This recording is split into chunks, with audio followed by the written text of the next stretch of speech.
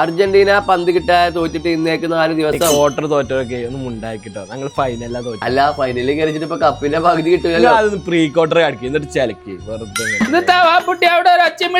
Hi guys, ഞാനിന്ന് ഡൽഹിയിൽ പ്രൊട്ടസ്റ്റിന് പോവാണ്. അപ്പൊ വാട്ട്സ് ഇൻ മൈ ബാഗ് ആണ് ഇന്ന് കാണിക്കുന്നത്.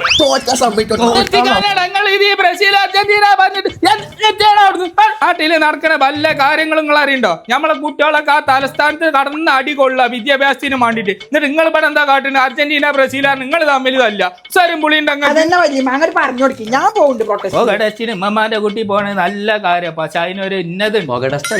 പ്രൊട്ടസ്റ്റ് ആണ്. അപ്പൊ എനിക്ക് അത് അറിയല്ലേ? അതിന് വലിയ ഈ പ്രൊട്ടസ്റ്റ് എന്ന് പറഞ്ഞാൽ അതിന് മാത്രം സീരിയസ് ആയിട്ടുള്ള ഒരു സംഭവം ഒന്നല്ല. ചോദ്യ പേപ്പർ ചോർത്തിന്ന് എത്രയോ കുട്ടികൾ ആത്മഹത്യ ചെയ്തു. എനിക്ക് സീരിയസ് അല്ലേ? അതിൽ നീതി കിട്ടാനും വേണ്ടിട്ട് ഒരു വലിയ മനുഷ്യ 25 ദിവസമായിട്ട് അവിടെ പട്ടിണി അടക്കാം. അത് നിങ്ങൾക്ക് സീരിയസ് അല്ലേ? ഇതിന്റെ ഒപ്പം നിൽക്കാൻ സമാധാനപരമായിട്ട് പോയ കുറെ കുട്ടികൾ അവിടുത്തെ പോലീസുകാർ കജ്ജും കാലും താലിയും ഒക്കെ പൊട്ടിച്ചിട്ട് അവിടെ ഇട്ടു. അത് നിങ്ങൾക്ക് സീരിയസ് അല്ലേ? അതിന് വലിയമായിട്ട് ഞങ്ങൾ ജെൻസിന്റെ പ്രൊട്ടസ്റ്റ് ആണ്. എന്ത് ജെൻസിനാ ജി പറയണത്? രാഹുൽ ഗാന്ധി ജെൻസിയ, നമ്മളാ പ്രകാശ് രാജ് ജെൻസിയ, അങ്ങനെ എത്രയോ മഹാമാർ അവിടെ കടന്ന് അടികൊള്ളുന്നുണ്ട്. ഓലൊക്കെ ഇപ്പൊ ജെൻസിയായിട്ട് നാടിനൊരു പ്രശ്നം വരുമ്പോ ജെൻസി കുഞ്ചിന്നൊന്നുമില്ല. ഒക്കെ ഒറ്റക്കെട്ടായിട്ട് നിൽക്കണം. This protest is against the educational system of India.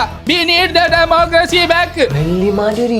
ഈ കുൽസു കുറെ സമരം കണ്ടതാണ്, അതിൽ പങ്കെടുത്തതാണ്. ഈ സമയം സന്ദർഭമില്ലാത്ത ഓരോ ഗെറ്റ് റെഡി വിത്ത് മീ കാട്ടിക്കൂട്ടരുത്. ഉമ്മമാന്റെ കുട്ടി നേരെ പോയിട്ട് ആ പരിപാടി പങ്കെടുത്തിട്ട് വരും. നിങ്ങളോട് വേറെ പറയാനാണ്. അടുത്ത വണ്ടിക്ക് ഡൽഹിക്ക് എത്തിക്കോളൂ. അവധില്ലേറ്റല്ലേ ഇപ്പൊ ഞാനും പോന്നിരുന്നു.